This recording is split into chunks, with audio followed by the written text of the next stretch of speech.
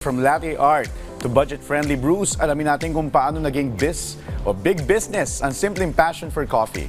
Alamin na natin na kanyang naging sikreto dito sa Negosyo Tayo.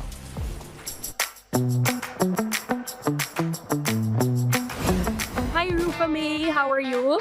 I'm fine po, thank you. Alright, kasi marami sa mga kanegosyo natin ang gustong malaman yung naging storya. Kailan kayo nagsimula? Nag-establish siya since 2022 po. So year 2022 at isa ka sa mga nakasama nila nung nagsisimula. Paano mo nakita nung binubuo ito ng mga owners?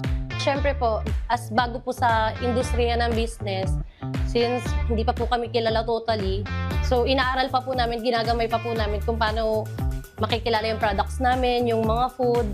Since 1 month na po siya dito sa Clubhouse, then yung isang branch na is nasa Rodeo po, yun po talaga marami na pong kumakain doon. Established na siya, kilala na siya. Since hindi pa po nila masyadong kilala at hindi pa po nila alam yung lasa ng coffee, parang inuunti-unti po namin na inuudyok po sila na pumunta dito para tikman po yung mga products namin. Ano sa tingin mo yung ginawa sa kabila na pwede rin natin i-apply dito sa bagong branch ninyo?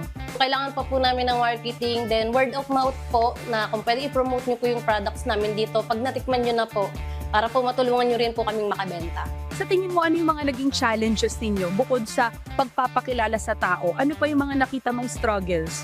Since kakabukas nilang dadaan po kayo sa walang tao talaga, yung hihintayin nyo kung may papasok ba sa inyo. Dadaan ka talaga sa part na 1 week, wala talagang benta. Meron naman, hindi naman siya zero, pero iilan-ilan lang po.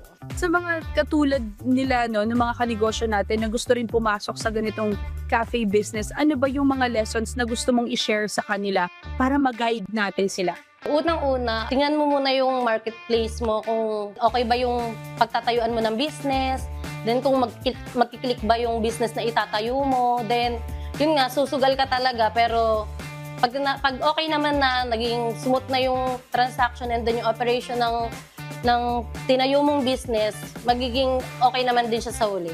Ikaw bilang barista, no, matagal na, at what do you think is yung secret talaga para mas balik-balikan kayo ng mga tao? Bonus na lang po yung customer service, pero yung babalik-balikan talaga sa inyo is yung quality ng product ninyo. Kung masarap po yung coffee nyo, masarap yung food nyo, sure na babalik-balikan po kayo. Ano ba yung share mo naman na advice sa mga gusto rin magbarista katulad mo? Sa una naman, lahat naman ng trabaho is mahirap talaga. Then nadadaan naman siya sa training. If willing ka and then yung utak mo is nakafocus lang dun sa ginagawa mo, lalo na pag mahal mo yung ginagawa mo, is matututunan mo rin talaga siya.